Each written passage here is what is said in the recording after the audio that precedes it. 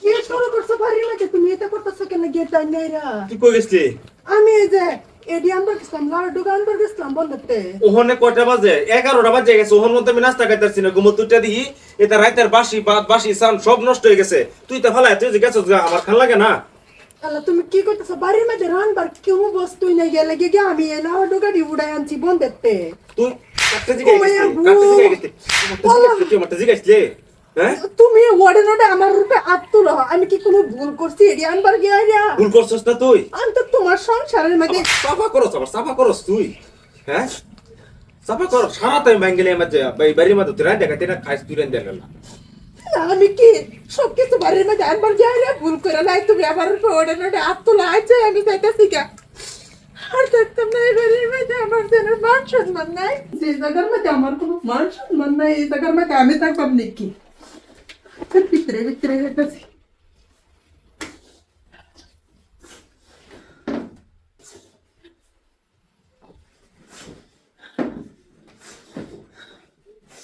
এই পরিয়াটা লাগিয়া কাটতে কাটতে নিজের জীবনটা দেখলাম। এই পরিয়ালের কোনো নাম পেলাম না আমি। আমি যেন মান সম্মান পাই, আমি এই জায়গা কি আমি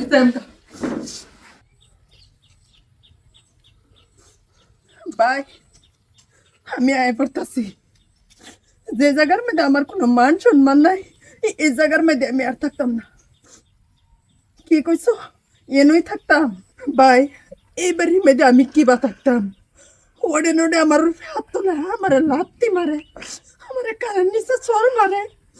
আমি আর সহ্য করা পাইতাছি না ভাই। আমি এলাকি ভাবছি তোমার দ্বারা যাইম গা, আমার আর কোনো কিছুই সহ্য হইতেছে না। এই সময়ের অত্যাচার বেড়া বসে দেখে তার সংসারের মধ্যে যত কিছু কাম আছে আমি নিজের হাতে সবকিছু সামলায় রাখি, তেও তার মন পাইলাম না। হারাইতে লাত্তি যাইতে লাত্তি, আর কত সহ্য করবো? আমিও তো একজন মানুষ। তুমি কও, তুমি কি বাবির রূপে এত্তানি অত্যাচার জোর জুলুম করো? করো না তে তুমি কও আমি এই সংসারটার মধ্যে কি বাতাহি? তুমি কি কইতাছ? আমি বাড়ির যাইতাম না, এই জায়গাতেই থাকতাম? তুমি যদি পছন্দ না করো যাওয়ার লাগে বাড়ির মেয়েতে, আমি যাইতাম না। যে বেলা নাকি আমি মরি, এবেলা আমার আয় শুধু দেখতে যায় যে যতই কিছুই হোক আমি সহ্য করে হাতে এই বাড়িতে ফিরা তাই।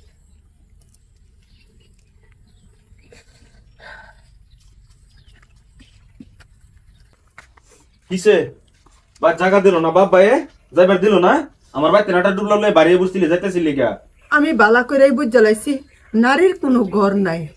নারীর যদি ঘর তাকে তাহে তে তার স্বামীর ঘরেই আছে। আমি তোমার কাছে মাপ চাইতাছি, তুমি সব কিছু ভুলিয়া যাও, আমার আল্লাহর রাস্তায় মাপ করিয়া দাও। মাফ করে দিলাম তোমারে, কিন্তু তোমার ভাই যে আমার যে বদনামিটা বানাইছো, হে গাওটা আমি কি দেমুসবাম? হ্যাঁ, কোন স্বামী স্ত্রীর মধ্যে ঝগড়া নাও তাই বললে কি ফোন মারে বাপ মার কাছে কয়ে দেন লাগবো? বাপ ভাইয়ের কাছে সবকিছু কয়ে দেন লাগবো? বাপ ভাইয়ের কাছে কয়ে দেয় যে তুমি ভালো হইবার গেছিলা, আমারে যে তোমার বাপ ভাইয়ের নজর খারাপ বানাইছো। আমার মাফ করে দাও, আমি ভুল করে লাইছি অনেক বড়, আমি বুঝবার পেছি না। আজ যদি আমি তোমার বাড়ির থেকে বার হয়ে না যাইতাম, তে আমার ভুল আমি বুঝবার পাইলাম নইলে। আমি হয়তো ওখানে মারছি একটু করে টান্দা লইয়া, কিন্তু আমি বাইতে কোনোদিনও বার করে দিতাম না। তুমি কোনটা সাহসে বাইতে বেরিয়ে যাবা গেলেছ?